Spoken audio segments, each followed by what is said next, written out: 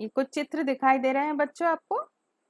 ये किताबों का संग्रह है, पुस्तकालय का दृश्य है जिसमें पुस्तकें रखी हुई हैं। यह है विराट कोहली, आप जानते हैं इनको, सभी जानते हैं, हम सभी, है ना। बहुत अच्छे क्रिकेटर हैं।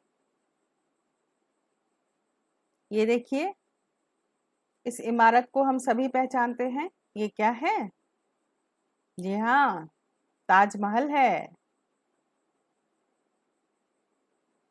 ये हंसता हुआ बच्चा बहुत खुश है, ये बहुत खुश दिख रहा है ना। देखिए, सबके नाम है, इमारत का नाम है ताजमहल।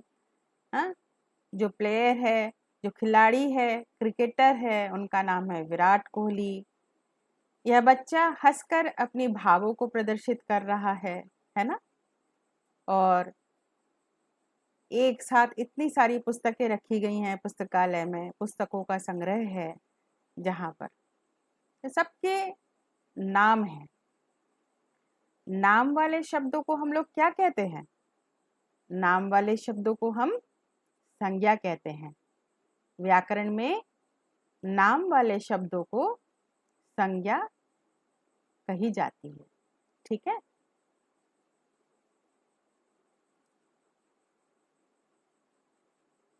संज्ञा, आज की कक्षा में हम संज्ञा पढ़ेंगे।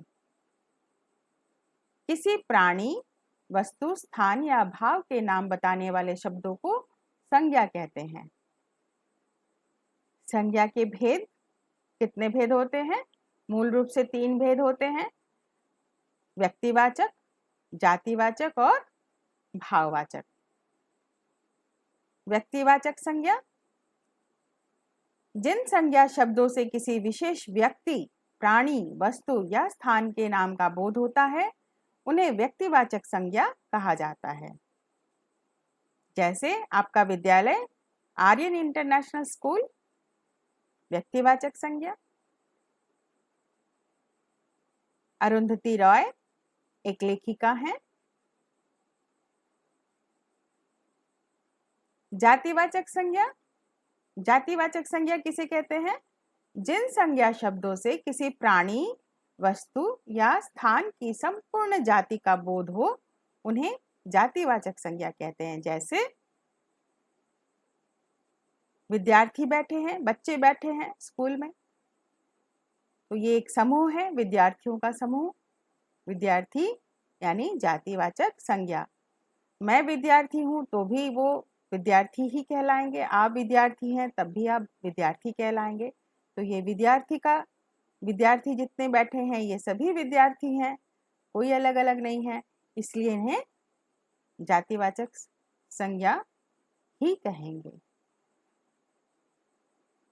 चिड़िया उड़ रही हैं आसमान में, ये भी चिड़िया, कोई अलग अलग चीज नहीं है, चिड़िया है, तो जातिवाचक संज्ञा। भाववाचक संज्ञा, भाव का मतलब आपको पता है, फीलिंग।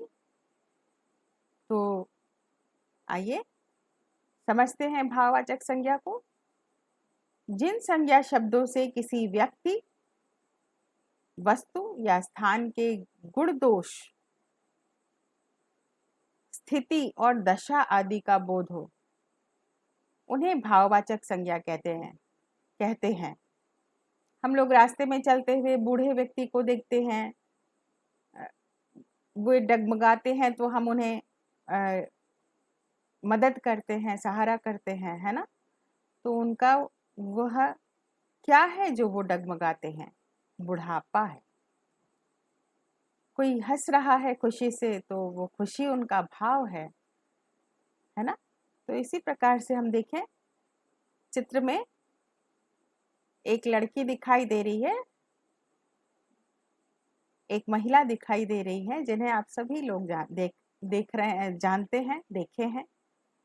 सुंदर भी है, यहाँ सुंदरता का भाव भी दिखाई दे रहा है और खुशी का भाव, दोनों दिखाई दे रहा है ना। यह एक लड़की है जो रो रही है, दुखी है, उदास है। तो तो दोनों चेहरे में हमें दो प्रकार के भाव दिखाई दे रहे हैं। एक चेहरे में सुंदरता भी दिखाई दे रही है और खुशी भी दिखाई दे रही है। दूसरे चेहरे में बहुत उदास होने के कारण लड़की रो रही है। तो ये जो हमारा दुख हो, हमें हमारा उदास होना, खुश होना, ये सब क्या है? ये भाव है, मन के भाव। ठीक है बच्चों। इसके बाद समुदायवाचक संज्ञा आपके पुस्तक में दी गई है। समुदायवाचक संज्ञा किसे कहते हैं? जो संज्ञा शब्द किसी प्राणी या वस्तु आदि के समूह या समुदाय का बोध कराते हैं। टोली का ज्ञान है ना, कोई पक्षी अपने ही समूह में है, सेना की टुकड़ी है ना, बच्चों के समूह, फिर चिड़ियों के झुंड इत्यादि, उन्हें समुदायवाचक या समूहवाचक संज्ञा कहते हैं। जो संज्ञा शब्द किसी प्राणी या वस्तु आदि के समूह या समुदाय का बोध कराते हैं, उन्हें समुदायवाचक या समूहवाचक संज्ञा कहते हैं। जैसे ये देखिए, एक जैसे चिड़िया हैं, सब एक साथ बैठी हुई हैं, एक साथ ये सब बैठी हुई हैं, है ना। ये देखिए सेना की टुकड़ी है जो एक साथ परेड कर रहे हैं। तो इस प्रकार से बच्चों बड़ी कक्षा में, आगे कक्षा में आप लोग एक और संज्ञा पढ़ेंगे, उसे द्रव्यवाचक संज्ञा कहते हैं। जिन द्रव्यों का, जिन चीजों का हम काउंट नहीं कर, गिनती नहीं गिन सकते, जैसे आटा, चीनी, ठोस द्रव्य या फिर तरल पदार्थ जैसे पानी, है ना, जिसे गिन नहीं सकते हम। फिर पेट्रोल, फिर धातु में सोना, चांदी, हीरे, मोती, जवाहरत, ये सब द्रव्यवाचक संज्ञा में आते हैं।